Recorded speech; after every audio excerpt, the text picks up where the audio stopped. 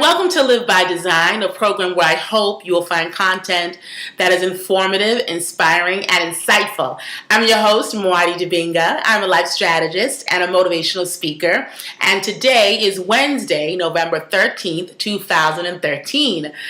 Whew, I hope all is well with you. I literally just arrived in DC from Boston. I just got off the Amtrak train and made it into the house. As you can see, I still have on my travel gear. I really wanted to get this message out before I started to unpack and start my workday, because I had a really powerful aha moment while I was in Boston that I wanted to share with you. Yesterday, I spent the entire day facilitating a strategic planning and visioning session for my first ever major corporate client. It's a multi-billion-dollar industry and a multi-billion-dollar business, I should say. And they reached out to me about maybe 2 weeks ago, inviting me to come and facilitate this major meeting. And I have to admit that the content of the work is very much in line with what I do. I've been working in the nonprofit sector forever. Young people, social justice work. So that piece was not intimidating at all. I enjoy it, and it gives me a lot of joy. So that was not the challenging part. The challenging part was really accepting the fact that this opportunity was brought to me.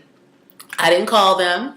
I didn't reach out to them. They reached out to me, and it took a couple of phone calls and an email or two, and it was a done deal. This is the kind of business and it's the kind of initiative that I've been visualizing for myself that I really wanted to work with. I've always wanted to connect with a major company that's doing really good work and be of support in this way. And I've journaled about it. I've written about it.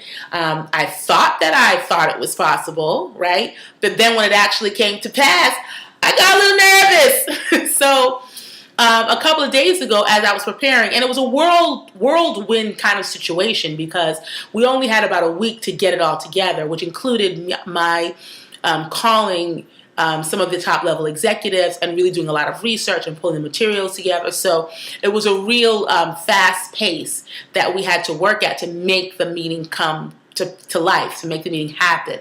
And I'm proud to say that we did do it, and it was a fantastic experience. But I have to admit that I was nervous. And I had a lot of anxiety, not because I didn't think I could do the work. Again, I knew I could do the work, but because of what this step meant for me, that this is a dream that I actually had journaled about and visualized, and I had prepared for it in the technical sense, in that I was prepared to do the work. That was part of my skill set, but I had not really prepared myself for some of the feelings that bubbled up as I was getting ready. I started to feel a little anxious. I started to have some self-doubt. I started to question whether or not this was really for me, because it came so easily, but also because it's such a big opportunity. And those of you who know my story, things haven't always come easy for myself nor for my siblings. So I really started to think about, what does this mean? How do I have to be different now? How is this going to change me? And I started to really just almost have a panic attack one day. And so luckily that day, and I don't think it was luck, I think it was divine intervention. Dr. Michael Bernard Beckwith, he's the spiritual director at the Agape Spiritual Center in California. His show was airing live on Hay House Radio, and I called in and I got through. So I got to speak with my spiritual director. Now, he doesn't know he's my spiritual director. That's what I've adopted him as. I met him once, and that's about it. But, I follow his teachings a lot, and they've been very instrumental to my growth. So I got to talk to him. And he helped me see that it was really just me trying to stay a caterpillar when it was time for me to be a butterfly. Basically, he was saying that once you leave that cocoon, you can't go back. And I was recognizing that I was about to step out and leave my cocoon and step into something new. And it's an ongoing process, right? We are continuously growing. So there are a number of times in our lives where we will step out of our cocoon, whether it be in a professional setting or your personal life. But in this particular case, it was my first professional life where I was stepping into something new. I was transforming into that next thing. And I knew that there was no going back once I got out, and that's what was causing me the anxiety. And so he talked to me, gave me a couple of affirmations. I also talked to some of my siblings about, this opportunity, and they also really supported me. The day of, my sister moves out. She let me use her car. She was, gave me directions, gave me a little pep talk. I went, had a great time. The aha moment, the lesson is you must prepare yourself for when those blessings that are chasing you down land at your feet. I was completely caught off guard by the feelings of anxiety and self-questioning that came up. I didn't expect it. I didn't know how to deal with it.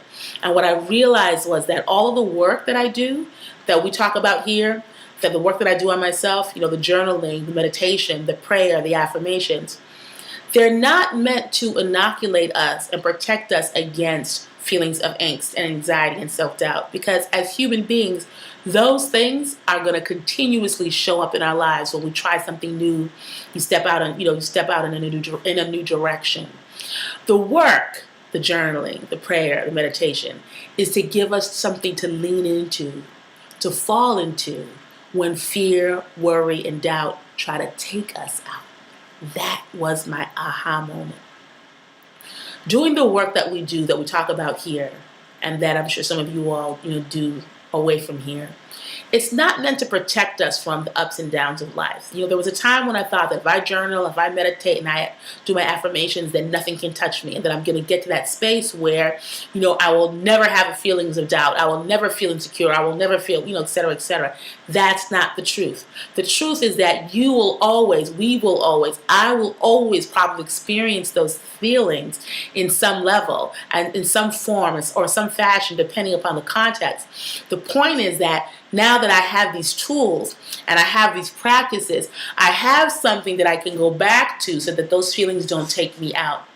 As I continue to grow as a professional, and as I can continue to grow as a person, other things are going to come into my life. They're going to cause me to pause. They're going to cause me to question myself. They're going to cause me to wonder, do I really deserve this?